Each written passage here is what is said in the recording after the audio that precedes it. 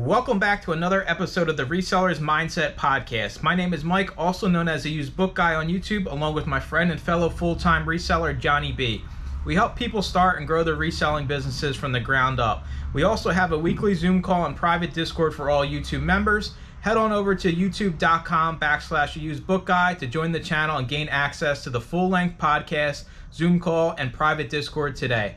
Let's get into this week's episode. What is up, everybody? Welcome into another episode of Resellers Mindset Podcast. Mike next to Johnny. Johnny's the brains of the operation, especially on this topic today, and it's a good one, and I think it's super important, and I'm going to have some, basically, I got a lot to kind of knock this one out of the park when it comes to why can't we as resellers think past the idea that thrift stores are the only place that exists, right? So he said, let's talk about sourcing and kind of, some good sources, some bad sources. And I'll go first here because I got one that's been on my mind lately is when I first started reselling, Goodwill was my jam, Johnny. Like I walk into a Goodwill and I'm like, I can't even carry all the stuff out. I'm like, Deb, carry this stuff, get the cats too.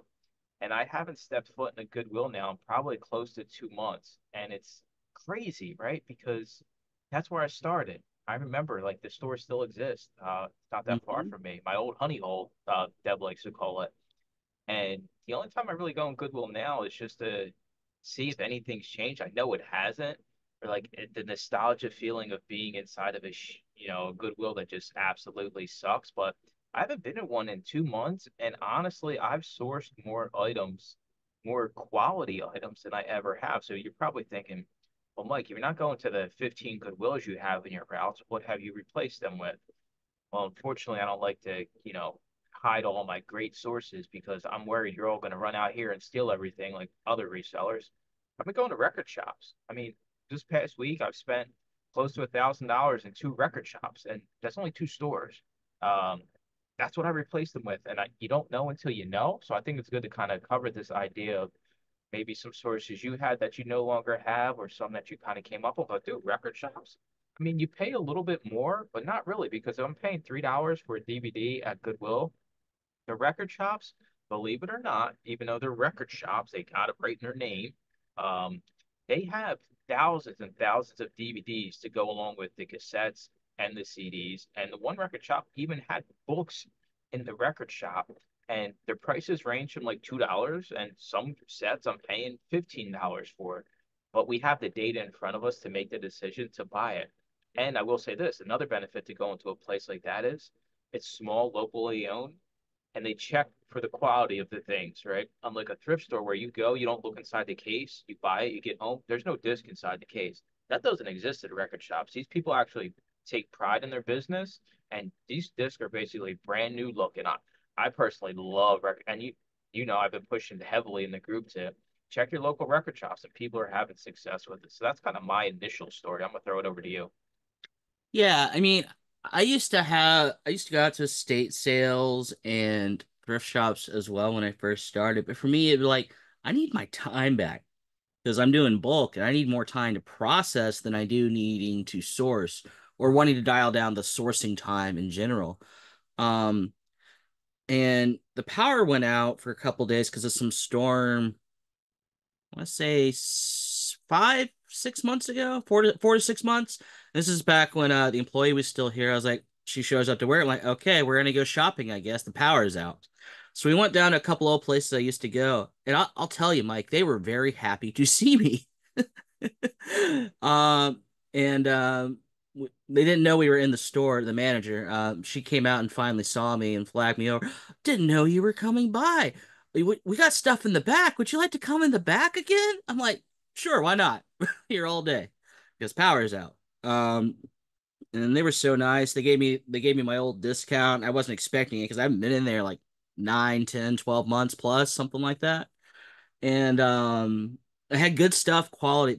The thing I like about them, they're in the back and they run a thrift store, but they got laundry machines back there. They're constantly cleaning the clothes, they're scrubbing the hats, even the books. They get books and they separate them into they're gonna donate this to some other thrift store, and then there's ones they're gonna put out in their store. So they do quality checking in the back before it comes out to the front on everything. Their store is immaculate. Everything's clean, and They have one dedicated worker that has one of those push things because it's carpeted. That's all they do all day is they just go around doing that. Um, they're a little bit more pricey than your traditional thrift store, but I'll pay up for stuff I know has been quality checked versus just digging it out of the cart and putting it on the shelf. Whatever happens, happens kind of deal. Now on those kind of places, I've been to those places too, but I always hate it. Like I find something I know is good, but then when I open it up, it's either damaged or the spine cracks or there's pages missing or it's been doodled in by a 9-year-old. It's like, come on, this is a waste. This is literally again wasting my time. I don't like to waste time. So I think going up in quality to get your time back actually ends up you getting more profit in the long run. Because again, it's Mike doesn't like for me to say it, but yeah, it's your profit per hour, and I want to spend it as aptly as I can to make the most dollars that I can. And doing it at a junky, the cobwebs, roaches, and rats are all over the place. No, no, no, no. I'm gonna go over here where there's none of that, or at least they call the exterminator now and again. I agree. And I'll say this, when I first started this business, everybody used to talk about backroom access, Johnny. You got to get in the back room. You got to get in the back room. I'm here to tell you there is some validity to it, but I do think the approach has to be completely different than what is thrown out there, right? Because everybody makes this team, Johnny. You just walk in and say, "Yo, can I go in the back room?" Like that doesn't work. You got to build rapport, build a relationship, and have a normal conversation. And I do think I'm a firm believer in karma and treating people the way you want to be treated. I think in the thrift store world, especially with the mom and pop shops, the money's good for them, but they just want somebody that's relatable. They don't want some loser book dealer coming in just being a pompous idiot about everything, know it all. Oh yeah, yeah, do. Like they want somebody that can have a normal conversation, explain what you do, what they got going on, and then that's how you build this. And we got so many people in the group that are in the back room of any type of establishment you can imagine, and they're all down to earth, wholesome people that, if you just had a conversation out in the street, it'd be a pleasant conversation to have. And I guarantee you, that's how they got in the back room. It wasn't going in and just being like, "Hey, you got stuff in the back? Can I go back there?" Like, no. What usually happens, at least in my cases, I go in the store, a shop, I go up to the counter, I can't even carry all the DVDs, books, and CDs, and they're like, "Nobody buys this stuff. Why are you buying $300 worth of this stuff?" It's even happened in record shops, and the dude's like, "Dude, let me know when you're coming back. Shoot me a text message, give me the business card. I'll bring in all the other DVDs that I have so you can go through them."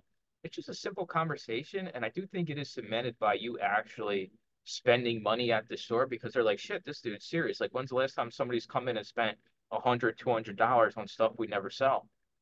Right. You don't really have to ask for it. It's just given to you if you buy frequently, not necessarily in quantity, but frequently. Like if you come in there and only grab 25 items, but you do it 1 to 2 times a week, every week, and you're consistent. Again, consistency in this business is huge, even on the buying front, because they know you're reliable. They know you're going to get their money, and they'll approach you trying to get more of your money at some point. Um, and if you're niching and you're buying the same thing, you can ask this question, and it doesn't mean you're asking to go in the back room. Do you have any more of these? Show them what you mean by these, or hey, it's on the countertop. Do you have any more of these? And they'll either say yes or no, and they may say yes. We got some in the back. Come on back, and we'll get you rung up here because you're already committing to buy.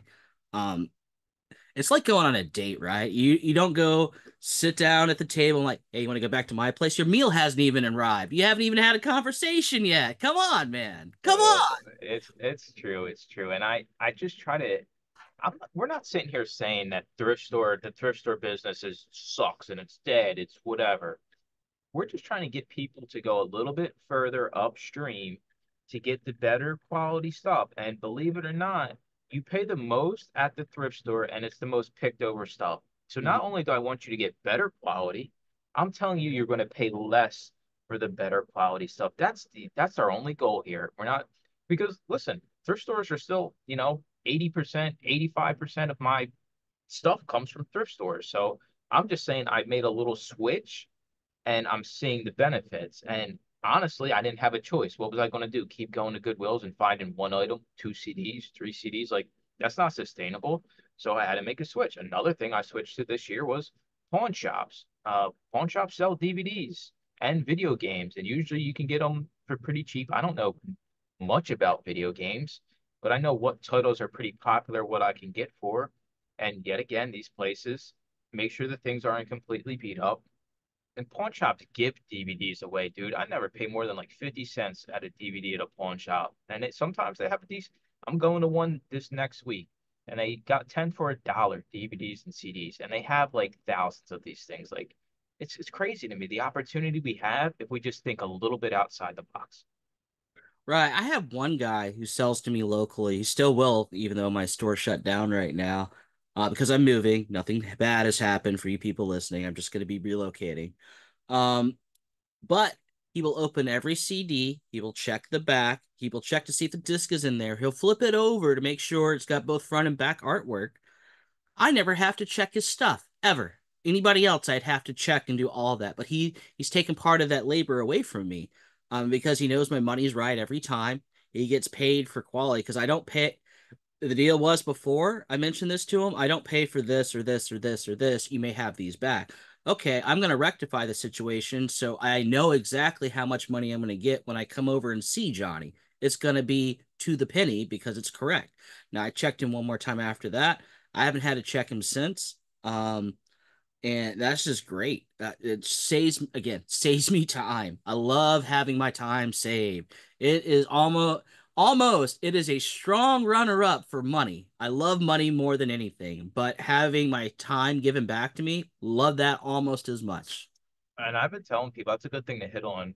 A lot of people that just start getting into selling CDs and DVDs, they're worried about like scratches and like they don't want to spend the $200 for a resurfacer in the beginning, which makes sense. And I said, well, you go to a record shop, they check it all. You don't got to worry about having to resurface anything. And at the end of the day, dude, thrift stores are expensive anymore. And in the realm, if we're talking in the media realm, thrift stores have become 5x what it used to cost to buy a book, CD, DVD at a thrift store. So you're only helping yourself. Sure, if it's a real good store, I still got really good thrift stores I can go to once every 2 weeks, fill up an IKEA bag and get out of there. But why not just why not be the best you possibly can be at sourcing? I guess this is what this comes down to. And Mhm. this isn't like the end of the line like for me or for you when it comes to our sourcing strategies, because we're always open to having another relationship if the quality's there and the price is right. I mean, we'll take it. There's an endless supply of the items we sell. And you could argue, unless you're in a super rare collectible category, there's an endless supply of anything we can resell, no matter what the category is. You just have to find a good supply, and sometimes you have to pay up for it. But I'll tell you right now, a lot of cases, I mean, you pay down for it. I bought full collections, full Stephen King first editions for 15 cents a pound. Like they were in the plastic sleeves. I'll never forget it. I'm not a Stephen King fan. I probably should have kept them because they'd probably be worth billions in 20 years. But 15 cents a pound for all first edition Stephen King. I'm talking every single book that he ever put out. I mean, all you got to do is open your eyes.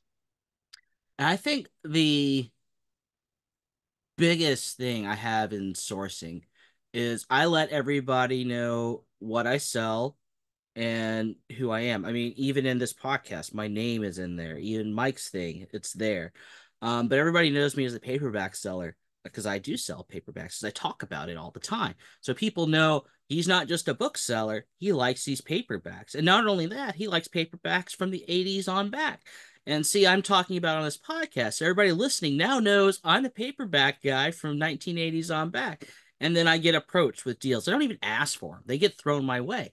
Um, Mainly in the group. I'm in several groups, so they all know what I sell. And when somebody comes across, I get a message, "Hey, you interested?" I'm like, "Yeah, send me some photos." Probably the answer is going to be yes. Or I have ongoing relationships that come out of this. I have a couple that have networked with me. They run bigger book operations. And they don't like the stuff that I like. So I'm a solution to their problem. Man, they get a little bit of cash. It's a win-win-win. I mean, just look at the storage unit guys. It's the same principle. They take what they want, then they go out to the flea or they post it on Marketplace to put it back in the ecosystem to either other resellers or they try to make a couple dollars on it themselves. But they really don't care about that other stuff. They want it gone. They want their space and time back, just like I do. I want my space and time back. I guess space is another thing we didn't touch on, but no, that's definitely a thing. If you're not running a warehouse when it comes to sourcing, like if you're running out of your home or storage unit, um, you got to be a little bit more picky on what you're taking back with you. Because if you take back just a pile of junk or an absorbent amount that exceeds your capacity, you're going to have a hard time to get back out and go do it because sourcing to most people, the treasure hunting aspect or the going out, that's the fun part of this game, sure. But if you bottleneck yourself not being able to do it because you're filled to the ceiling front to back and you got to get through it somehow, some way. Yeah, that makes sense. And I like thinking about sourcing as like almost investing or like having an investment portfolio. You have to diversify, right? You're not just buying all single stocks. And you would just say you only go to, I equate single stocks to going to the same Goodwill bins 5 days a week. Hmm. Sooner or later, you're going to get jammed up. Now, what smart people do, they spread their money out. I got some in bonds, I got mutual funds, maybe a few single stocks here and there if it's something that, aligns with what I want to do. But if one goes boom, the whole thing doesn't go boom, right? Like you're still afloat, you're still going, you're still making progress. And I think that's what it kind of relates to with me is because we look at I got thrift stores, I got libraries, and then I have back rooms at thrift stores, and then I got bulk pickups that I get from like Facebook Marketplace and all of those types of places. So that's four completely separate almost investments I have into my big portfolio here of reselling. And if you just got one, if you just got that one library or that one thrift store chain or what, no matter what it is across the board, and something happens, maybe the donations slow down, or maybe the thrift store raises their prices, which Goodwill has done. And, I went from 97 cents books to now they're all at least $3. You are bound by their rules. Yeah, I mean that that's the thing. There's their rules and there's your rules, right? You have expectations. They have their expectations. It's usually monetary expectations. Um, but you have the additional one of quality, right?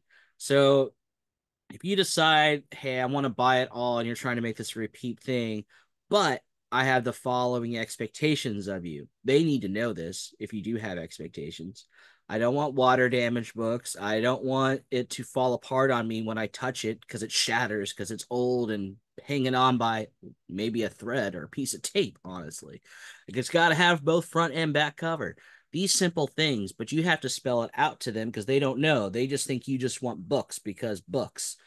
So you are the person to set the expectations. Now it's their end on their side because this is a business transactions to accept your expectations of quality or not.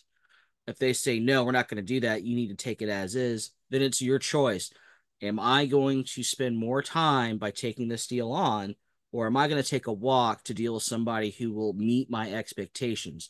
If you're not choosing door number two, I'm sorry, you're doing it wrong. You need to choose door number two. Yeah, you're 100% correct. And I want to hammer that home because we talked about it. This stuff is everywhere, dude. Me and you can go, every house has a piece of media in it, like in the world. Um, so why are we feeling obligated? And if you're the person that's like, I want to be a bulk seller, and you think these mega bulk sellers just have one source, like one source that only brings the tractor trailers? No, they have multiple sources because you can't afford that one source to go belly up. You can't afford to have that go belly up. Have the conversation up front, like Johnny's saying, 100% crystal clear across the board exactly what you want. Because you can't say, yeah, I'm the book person, and you show up and there's nothing but Webster dictionaries. Well, you didn't say you didn't take dictionaries, Johnny, so here goes 3,000 pounds of Webster dictionaries. Then you're in a situation where shit, I didn't say that. So like this has to be thought out. And it all kind of relates back to treating reselling as a business, right? Thinking at it like from a business person, like this is my business. What does my business want? You can't just be the generic, I'll take all the books person, and then you just wind up with a big mess. Go where the quality is, and no deal is not too good to pass up. There's always going to be more opportunities along the. There's never been a week where I'm like, well, I found nothing this week, so I guess I got to go pay for the shit nobody else wants. It's down at the Goodwill bins. Like there's no deal that you have to feel like you're tied to in this business, especially in the media world, because it is everywhere for the taking. Every little town has a library that probably runs on volunteers, don't have enough volunteers, gets donations every single day. All you got to do is go have a conversation. You don't even have a conversation. You could send an email, you could do whatever you want, but I would never feel tied to a deal. Honestly, I would almost be I know, like, I'd be like how you are. Like, I had expectations. My expectations aren't meet. We're going to have a conversation. I'll tell you right now, conversations aren't fun, right? When the day comes and I got to fire Johnny, it's not going to be a fun conversation, right? It won't happen, at least not this year, although we're coming to the end of the year. Maybe next year when we reevaluate the budget and your salary goes up from zero to zero. Hmm. Uh, but hard conversations are a part of this, right? And we all had to have them at one point in time. As a store manager at CBS, I used to have them all the time, and it's not fun, right? It's not fun to tell somebody, like, hey, this doesn't meet my expectations. Like, you're almost giving somebody a performance review. But Johnny said, you got the cash money, right? You gave them what you want, what you accept. Okay, I'm paying somebody and I expect these types of goods in return. If you don't get those goods, then you need to have a conversation and be like, hey, this doesn't make sense to me, right? We had the conversation. Maybe it was good the past 10 times, but this time it wasn't. And then the next one isn't. Okay, I'm not saying blow a gasket because the first time you got something that wasn't right, that's just bad business. But if it's something that's an ongoing problem, make note of it and then we address it. And if they say, hey, it is what it is, well, then you say, hey, it is what it is. Me and my wallet are going somewhere else. Yeah, exactly. Now, if your expectations are, I want you to flip through the book and check for underlying every one, and you're dealing with a bulk person who sells in bulk to other resellers, that may be a bit too much, or they're like, sure, but I need to charge X for that because they also have a time metric for dollars. So you need to decide once they give that number, if they do give a number, that's fine. Or they may say, shrug, yeah, that's no big deal. We have Jimmy the intern. That's how we'll treat all our interns. Fine. But they may want to charge you more. And you got to decide if it's worth it or not. And if it's not worth it, again, dollars too high for the kind of service you're offering. I have other people, or I'll go find other people who will deal at my dollar per item on my expectations because you're in control because it is your wallet. They want the things in your wallet, but they may not want to do for the time the amount of dollars that's in your wallet. And that's okay on their end, and that's okay on your end. You're just not meant to do business together. It's as simple as that. You're not the right customer for them, and they aren't the right source for you. That's fine. You got to let that go. You can't make it personal. This is entirely business. You can respect their decision, maybe a little annoyed by it, but you can respect it and move along and go find somebody else. Yeah, I'm a firm believer in valuing your time and having expectations. And if they're not met, then being held accountable, right? It's almost like kind of expectations we have within ourselves within our business, right? If we expect ourselves to, you know, list 10 items a day on eBay or do 5 boxes a week on Amazon, and we don't keep up with our expectations, like we're just pissed off at ourselves, we're unmotivated. But yeah, for some reason in the reselling world, see it all the time. Like resellers just get suckered all the time and they just continue to get suckered. I'm just like, just be done with it. This stuff's everywhere. I mean, you could resell anything and find it in quantity anywhere.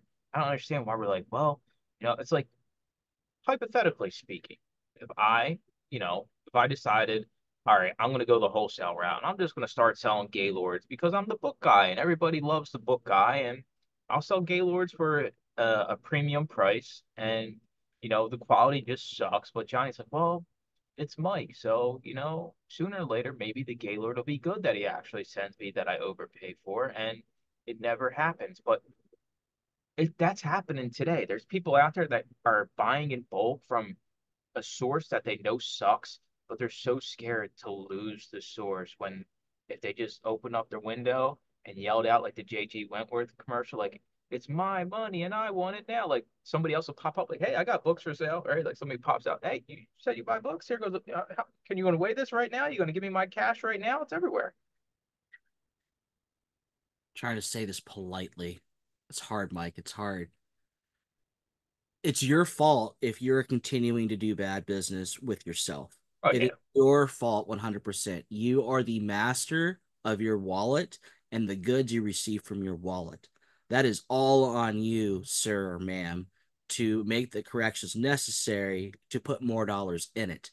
Because if you're having to throw away 90% of the stuff you're getting and your wallet shrinks because of that, because you got a bill from them, what was left over, you're barely making by.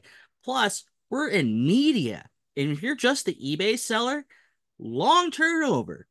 It's going to be a while before you're even back up to par from that purchase. But if you're repeatedly hurt yourself, it's like punching yourself in the face. Go ahead. Punch yourself in the face right now, listener. Tell me how it feels. We're not responsible for any brain injuries that may or may not occur from my suggestion here. Um, but it hurts, right? Yeah, it's gonna hurt. And if you're repeatedly punching yourself in the face, well, I don't know what to do with you. Stop it. I got the question that we should have based this podcast around, and you're gonna have to give me an answer because I don't have one. I was thinking about it here while you were telling viewers not to punch themselves in the head. No, I did, and then I said we're not responsible. But go ahead.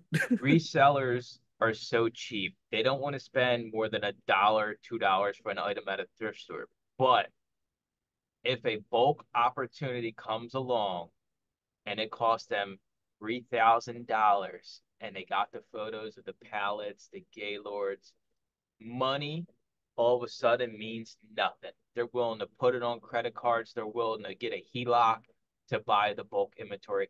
I don't understand why are we so tight at the thrift store, but you get this cool looking bulk opportunity and we just completely forget about what your dollar is worth and what you would get if you took that 3 grand and spent it at thrift stores and flip that into something. It's just for some reason the word bulk makes people just everything goes out the window. They just need it. They need to have it no matter what the cost is. When you're dealing with deals in the thousands or tens of thousands, and you don't go to inspect it, and you're doing it on photos, I'm sorry, you're foolish. Unless you've done business with this person before, then maybe it's got some credibility. But if it's the first time, no. I'm gonna go look at it and I'm gonna go touch it just like I was in a thrift store. And to your point of why can't we do it in a thrift store? If they're asking $3 for a $300 book, please take my $3, please. I don't care that it's $3 at that point, but it's got to be the right book. It's got to be the right quality. And the same deals here, even on a bigger scale. If they're offering you to do a $3,000 or a $30,000 deal, and you don't go inspect it to make sure it met those two metrics, the price is right and the quality's right, you are a fool. Plain and simple. I'm gonna break it down real easy. So me and Johnny buy a Gaylord. Um, we're in the media realm. You're expecting like 90% is gonna be trash. Maybe 85%. So it leaves us with 15%. Say there's 1,000 books in the Gaylord. We walk away with 150 items. I'm here to tell you, you go to a few thrift stores, you're going to come out with a lot more than that. And guess what? There ain't no getting rid of the other 85% of shit. You don't, you literally only bringing home the good stuff, right? All the junk stays behind. This idea that people just want to run into these huge deals, this is what sinks ships all the time. We've seen it over the years. People come and go in the group because they get that shiny Facebook marketplace. Oh, buy in bulk. We got bulk. We got Amazon liquidated pallets, right? Yeah, Great for reselling, right? And no all of thank a sudden, the person that's got $100 a week thrifting budget is willing to spend $800 on this random Amazon liquidation pallet because that's what resellers do, right? This is how we're going to get rich. There's no possible way we can lose when we're buying in bulk. And I'm here to tell you that is completely wrong, asinine thinking because you don't value your time and you're spending capital you don't have. Most people that buy these once in a lifetime opportunities, they don't have the capital to actually support that, especially if the deal goes south, which a lot of these usually do, or maybe you break even and you just lost. You might break even monetarily, but your time's going out the window. You lost 2 weeks, 3 weeks, however long it takes you to get through it. I just it's hard for me to understand this idea of sourcing at thrift stores. It can be brutal, but if you track your thrift stores, have the route, it makes sense. Go a little bit upstream. I'm not saying every bulk deal out there is a scam. I'm not saying No, everything you're gonna buy is a scam, because that's not the case. I have plenty of, I deal with bulk with libraries all the time, and it's quality stuff. But like, it's quality stuff because it's not picked over. Now, if it was Johnny selling me his leftovers that he already scanned, I lose automatically. I lose my money, I lose my time, I lose everything. But we can't think about that because Johnny just got the cool looking palette that's stacked, and maybe he puts like that one Stephen King book up top, so you think like, oh, I would totally do that. Like, there's the good stuff on top, right? yeah. Now, another thing, the people that buy online only, you may not, because you're buying in lower quantity usually. I'm not saying go inspect the 10 disc from the guy in Connecticut. I'm not saying that. I'm saying if you have a supplier and it's the first time that you two are conducting business with each other, if it were me, I would take a trip out to Connecticut to see what's going to be in my box. I'll buy there or I'll correct them right then and there because that is an in-person thing that needs to happen if I'm going to do recurring business with a person. It needs to be correct. That way, when I receive it and it's incorrect, I make a phone call with all the power. Like, look, I flew up there. It was expensive for me to go see you, tell you how I wanted my shipments to be. They are in the wrong at that point. I'm not in the wrong because I went up there, I lay down the law, Johnny's law, of what it needs to be if you're going to receive my dollars and I'm going to receive your goods. This is how it's supposed to work, plain and simple. I think another thing we have to think about here is when you start building some of these relationships, even within thrift stores, it's okay if things change as long as you have this follow-up conversation, right? So like, uh, some of my sources could be like, hey, are you taking these yet? Like, do you want this encyclopedia set? Or like, if things change and all of a sudden I want to take encyclopedias and I go to them and say, hey, it's okay now if you start putting encyclopedias in my pile, that's fine. Don't feel like the first conversation you ever had with this person is like how it's got to be forever. It's an open line of communication I think you got to Yeah, have when it comes to these relationships. And the open line of communication has to be more than, hey, your stuff's ready, pay us, and we'll send it to you. There's got to be more. It's got to be more personable. I'll tell you right now, if I'm buying Gaylords or I'm buying thousands of anything in my business, I want to be able to have this person's phone number. I want to be reached out to at least on a weekly basis to have a conversation of what they got going on, what I got going on, when's the shipment coming. I think it's important to cultivate some of these relationships because when you find good ones, they're good, right? Like the libraries I have, like it's forever as long as I'm doing this. And then even when I stop doing this, I can like pass the torch on to somebody else in the area that does this. It's like, hey, I have these sources. I'm no longer doing this. Why don't you come with me one time? I'll introduce you to everybody. These relationships, I show up to the library. I got donuts, Dunkin' Donuts, right? I got the little munchkins. I even had to choose the donuts, right? So I used to go to Dunkin' Donuts and they would just have pre-ready like dozens of donuts. Well, now Dunkin' Donuts got like these kiosks and they make you choose your dozen, right? So I'm sitting there like, I don't know, it's like 35 different donuts. Dude's like, well, we ain't got this one, we ain't got this one. I'm like, dude, I just chose things randomly anyway. I'm used to just you giving me a random dozen of donuts. But that type of stuff goes so far with people, like bringing them a donut, like, oh my God, like it's a donut, like, oh my God, like you're the hero. And you'd be amazed. Like they got signs I posted on YouTube, like Mike does not have a truck. He's got a sedan. Please box the books nicely. And like they do it. Like you take care of people and they'll take care of you. I guess that's what it comes down to. I did this once with they're no longer around. It was a senior citizen like activity club thing, and they had a library in there. So I used to rotate their library, meaning I give them books and they give me what's circled out. Uh, and the first time I dealt with them, I asked for them to have them boxed and ready to go because I assumed they had some kind of staff or something. They didn't. So these old people got the tiniest boxes known to man. You could maybe put four hardbacks in there. And they had giant pallets worth stacked up like that. My mind was blown that they got these tiny boxes and then packed and taped these tiny boxes for me because of my request. I felt a little bad because of an assumption I made, but it was like, huh, if you just ask, you will receive sometimes. But Yeah. may not be able to receive like you thought, because I had to undo all these boxes. They're only $4 a box, but I couldn't complain because they had complied with my request in a different way than I expected. It's never going to be perfect. I got another story Yeah. that relates to that. I worked at Kmart for a while, and the one of the managers told the lawn and garden person, like they set up like little displays, right? And he told the guy, hey, put the mulch in the display, right? The mulch, put it around the car, like so they got like a little fountain set up for a display. So he's, yeah, put the mulch in the display so it looks nice. So he calls me over, you got to come see this. So we go out to the lawn and garden area, and the mulch is in the display, Johnny, but it's just the bag mulch. The He put the mulch, bags. he put the bags of mulch in the They they did exactly as was requested of them, but it was the wrong way. That is exactly it. And go into these things knowing that it's not going to be perfect, right? I still get jammed up sometimes. I had a pickup where, it was more than I thought it was going to be, and it wasn't communicated to me. But once you're in that situation, you got to get it done, right? So it's not going to be just roses and rich money falling out from the sky. It's going to be things where you can't plan for. There's certain things you can't plan for.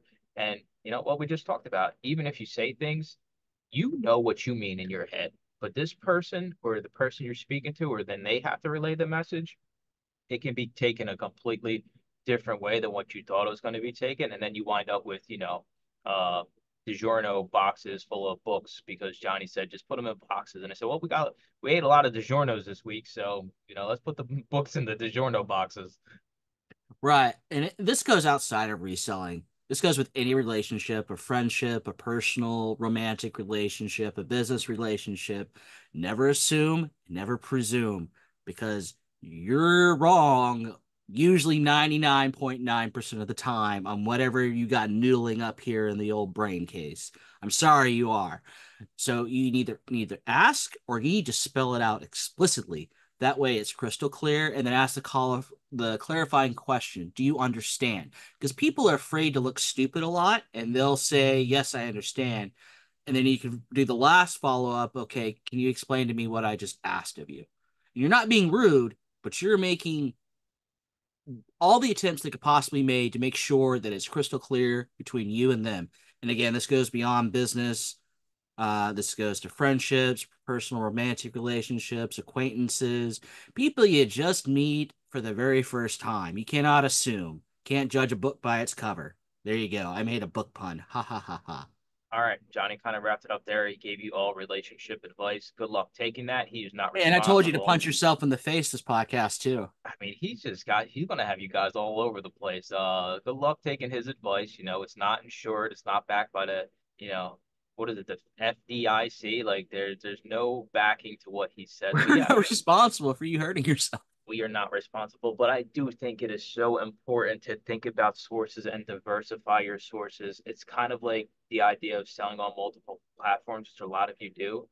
You protect yourself in that aspect. So why not protect the stuff you're getting the same exact way? This conversation is about is if you're the thrift store person, email a library, email a clothing rag house, email a estate sale company. You'd be amazed that people want their stuff gone and you can give it to them for little to nothing and you get it before the thrift store gets their grubby paws over it.